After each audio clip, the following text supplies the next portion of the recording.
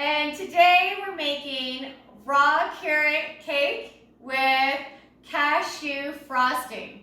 You might be thinking, cashew frosting? That doesn't sound delicious. Well, this is. It actually has cashews and coconut and kind of tastes like cream cheese, just like you like your carrot cake with cream cheese on top. But this is a healthy version. I had put cashews with hot water for 30 minutes to an hour, and we're gonna drain that. And then I wanted to show you what the full fat coconut that we want for the frosting that we're making. So some coconut milk that you buy actually has this beautiful thick coconut on top of the coconut kind of water. And other ones you have to put in the freezer to get that. So I just wanted to show you how this one actually has it, and it's something you can buy. It's native forest, and they have it in Canada and in the US. And yeah, you can see underneath is the water, which I can use for my smoothie in the morning. So what we're going to do is we're going to put this in my blender with the coconut cream. And then we have lemon juice, maple syrup, and vanilla.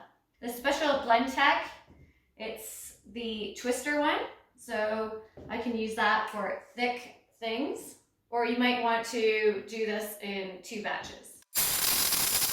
And now we'll put that into the fridge and we'll make the cake. Now we're on to the second part, the raw carrot cake.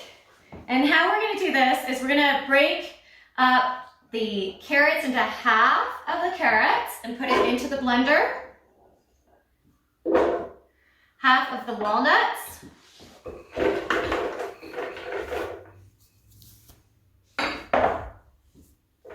And we have dates. And what I do with the dates is to get the pit out,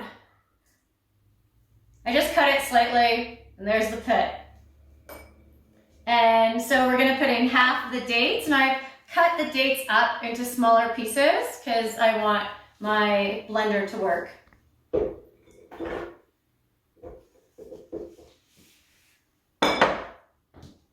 So you can see that's going to be a little bit tough for the mixer, so we're going to stop it every so often to scrape the outside. Now we're going to do our second batch, and if you don't have a blend tech or a Vitamix, you can do batches in the NutriBullet or a food processor, and you'll know your equipment and what your equipment can do. The other thing that you can do is you can actually mix these right in, which I've done in the past when I've made a smaller batch. With your food processor, you can make it as chunky or smooth as you like. And then you can add in these other ingredients. We have coconut, shredded coconut, unsweetened. This one is coconut flour, but you can use hemp seeds, sunflower seeds grounded up. It's really just a filler. And then we have our spices: cinnamon, nutmeg, clove, or you can use ginger, and wonderful vanilla.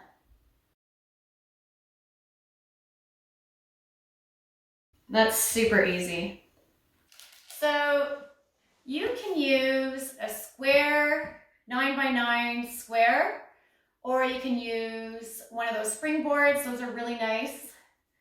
We have these glass containers, and what I've done, they're nice and high, so they'll be good for when we put the frosting on, which is optional. And we put parchment paper in it so that I can like take it out. So I'm gonna just split our dough into two. This is another option, a flat glass container. And now you can either put these in the fridge and just enjoy them as you like. We're making a Easter bunny. So what we're gonna do is we're gonna freeze this, and this is gonna be the face. So we have our amazing Easter cake here, and I'm hoping that you have a happy Easter.